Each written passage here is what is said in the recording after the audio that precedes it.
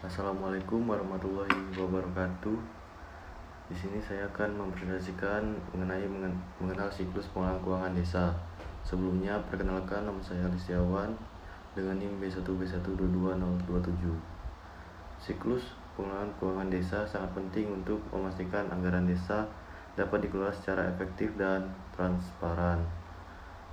Siklus pengelolaan desa menggambarkan tahapan-tahapan yang terlibat dalam pengelolaan keuangan desa di tingkat pemerintahan desa.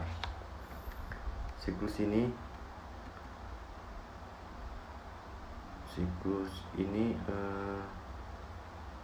melibatkan berbagai proses, mulai dari perencanaan, penganggaran, penatausahaan, pemeriksaan, serta pertanggungjawaban. Berikut tahap-tahapan dalam siklus pengelolaan keuangan desa. Perencanaan. Tahapan pertama dalam siklus pengelolaan keuangan desa adalah perencanaan.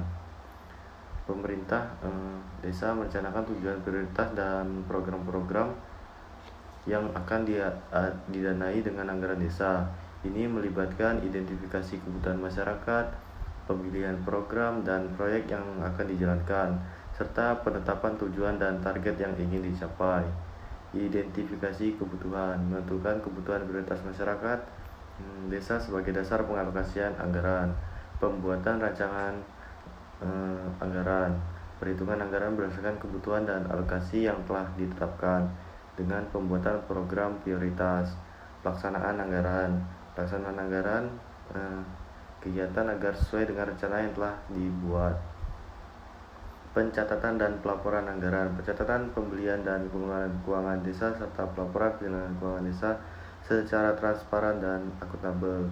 Setelah perencanaan, langkah selanjutnya adalah menyusun anggaran desa. Anggaran merupakan rencana keuangan yang merinci alokasi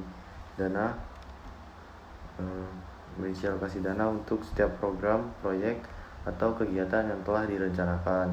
Pada tahap ini, pemerintah desa juga menetapkan sumber pendanaan untuk masing-masing program. Selanjutnya, pelaksanaan keuangan desa. Pelaksanaan keuangan desa mencakup serangkaian tindakan dan proses melibatkan perencanaan, penganggaran, pengumpulan, pengeluaran, pelaporan, serta evaluasi keuangan di tingkat desa. Berikut ini adalah tahap-tahapannya, yaitu perencanaan keuangan desa. Langkah pertama adalah perencanaan keuangan desa. Pemerintah desa mengidentifikasi kebutuhan masyarakat, tujuan pembangunan, serta program yang akan didanai. Perencanaan harus mencakup semua sektor prioritas yang relevan.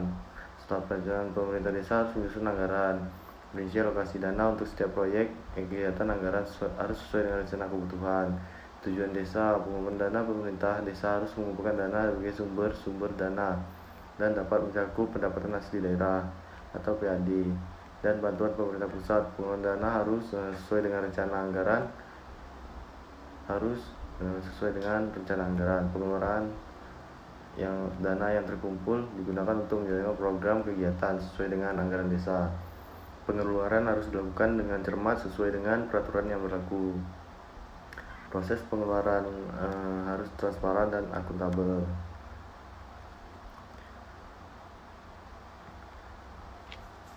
Pelaporan keuangan. Pemerintah desa harus menyusun laporan keuangan yang mencerminkan penggunaan dana sesuai dengan rencana anggaran. Laporan keuangan harus disusun secara rinci, akurat. Selain itu, pelaporan juga mencakup penyampaian informasi keuangan kepada masyarakat dan kepentingan lainnya. Evaluasi dan pengawasan. Evaluasi adalah tahap terakhir dalam pelaksanaan keuangan desa. Pemerintah desa harus mengevaluasi pencapaian tujuan, target ditetapkan dalam perencanaan. Evaluasi juga mencakup penilaian terhadap efisiensi dan efektivitas penggunaan dana serta kebutuhan terhadap peraturan. Pengawasan oleh lembaga pemeriksaan keuangan eksternal seperti Badan Pemeriksaan Keuangan BPK juga dapat dilakukan untuk memastikan akuntabilitas dan transparan. Penting untuk dicatat bahwa pelaksanaan keuangan desa harus mengikuti aturan yang standar akuntansi yang berlaku. Hal ini bertujuan untuk memastikan integritas, transparansi, dan akuntabilitas pengelolaan keuangan. Upaya yang baik pelaksanaan keuangan desa akan mendukung pembangunan dan kesejahteraan masyarakat. Pelaksanaan keuangan desa ini ada pelaksanaan pembangunan, pengembangan usaha ekonomi desa, serta pembinaan kesejahteraan sosial. Pelaksanaan pembangunan desa yaitu pembangunan infrastruktur desa seperti jalan, jembatan, sarana umum lainnya sesuai dengan program dan prioritas. pengembangan usaha ekonomi desa. Pembinaan usaha ekonomi dengan kegiatan seperti pelatihan dan peningkatan reproduksi atau produksi. Pembinaan kesejahteraan sosial. Program kegiatan kesejahteraan ini seperti bantuan sosial dan pemberdayaan masyarakat desa. Selanjutnya ada penata usaha desa. Penata usaha keuangan desa adalah tindakan mengelola, mengadministrasikan sumber daya keuangan desa secara efisien, transparan, dan akuntabel. Hal ini melibatkan berbagai proses dan praktik yang membantu pemerintah desa dalam mengelola dana dan melaporkan penggunaan dana tersebut. Berikut langkah-langkahnya. Penatasan keuangan desa, perencanaan keuangan desa.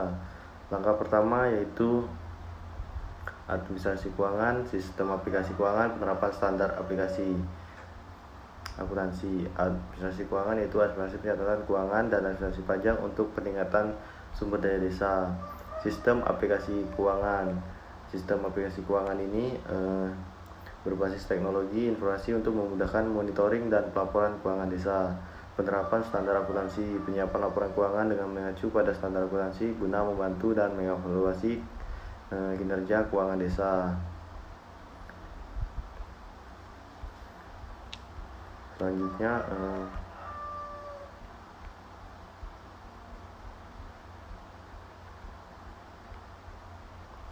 pemeriksaan keuangan desa. Pemeriksaan keuangan desa adalah proses pemeriksaan atau audit yang dilakukan oleh lembaga pemeriksaan keuangan eksternal atau pihak yang berwenang untuk memastikan bahwa keuangan desa ini perlu dikelola dengan baik sesuai dengan peraturan dan prosedur yang berlaku serta transparan dan akuntabel. Tujuan pemeriksaan keuangan desa adalah untuk memastikan integritas dan akuntabilitas dalam pengelolaan keuangan dana desa. Berikut adalah langkah-langkahnya. Kepatuhan terhadap peraturan keuangan, verifikasi dan validasi, inspeksi dan lapangan. Kepatuhan terhadap lapangan yaitu memastikan semua proses pengelolaan keuangan desa sesuai dengan peraturan keuangan yang berlaku. Verifikasi dan validasi yaitu proses terhadap dokumen keuangan sesuai dengan standar operasional prosedur yang berlaku. Inspeksi lapangan yaitu untuk memeriksa pelaksanaan kegiatan pembangunan program yang telah diusulkan dalam anggaran desa. Sistem serta lembaga pemeriksa atau auditor akan merencanakan audit termasuk menentukan ruang lingkup audit, sumber daya yang diperlukan, waktu yang dibutuhkan. Selama perencanaan, auditor juga memahami struktur organisasi sistem pengendalian internal pemerintah desa. Pengumpulan informasi, auditor akan mengumpulkan informasi tentang kebijakan, prosedur, serta dokumen keuangan dan pencatatan terkait dengan pengelolaan keuangan desa, mencakup anggaran, laporan keuangan, dokumen transaksi, dan dokumen lainnya. Pemeriksaan lapangan. Auditor dapat melakukan pemeriksaan lapangan di mana mereka mengunjungi lokasi pemerintah desa dan melihat langsung bagaimana desa-desa dikelola. Auditor akan memeriksa dokumen dan catatan yang terkait dengan pengeluaran, penerimaan, dan transaksi lainnya. Evaluasi pengendalian internal. Auditor akan mengevaluasi sistem pengendalian internal pemerintah desa termasuk prosedur pengendalian keuangan, pembagian tugas, langkah-langkah yang diambil untuk mencegah atau mendeteksi penyalahgunaan atau kesalahan. Auditor audit laporan keuangan yang melakukan audit terhadap laporan keuangan desa. Mereka memeriksa laporan keuangan mencerminkan penggunaan dana sesuai dengan anggaran dan peraturan yang berlaku. Selanjutnya ada pertanggungjawaban desa. Pertanggungjawaban keuangan desa merujuk pada kewajiban pemerintah desa dan pihak-pihak terkait dalam menjaga integritas, transparansi, dan akuntabilitas dalam penggunaan dana desa serta melaporkan penggunaan dana tersebut. Pertanggungjawaban ini memiliki beberapa aspek penting. Pertanggungjawaban kepala desa. Kepala desa adalah sosok yang bertanggung jawab secara utama atas pengelolaan keuangan desa. Tugas dan tanggung jawab meliputi memastikan bahwa pengelolaan keuangan desa sesuai dengan peraturan dan prosedur yang berlaku, merencanakan dan menganggarkan dana desa sesuai dengan kebutuhan dan prioritas desa, mengevaluasi program proyek yang membiayai dana desa untuk memastikan efektivitas dan efisiensi, menyusun laporan keuangan yang akurat dan transparan, membuat laporan pertanggungjawaban keuangan badan kepada Badan Pemeriksaan Keuangan (BPK) atau lembaga pemeriksaan keuangan eksternal lainnya. Pertanggungjawaban Badan Perwakilan Rakyat Desa atau BPD. BPD ini memiliki peran dalam mengawasi dan memastikan bahwa penggunaan dana desa sesuai dengan kepentingan masyarakat desa.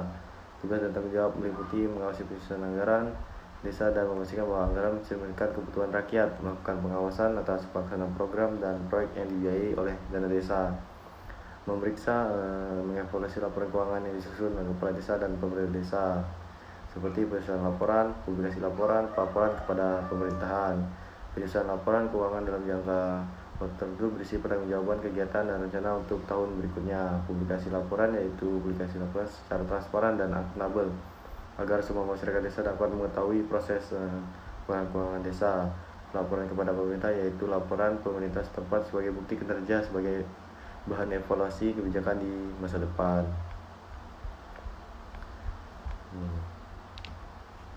Kesimpulannya, peran masyarakat dalam siklus pengelolaan keuangan desa. Peran masyarakat dalam pengelolaan keuangan desa sangat penting untuk terciptanya pengelolaan keuangan desa yang baik. Masyarakat dapat berperan dalam pengawasan, penjaminan, partisipasi, dan merumuskan kebijakan pengelolaan keuangan desa.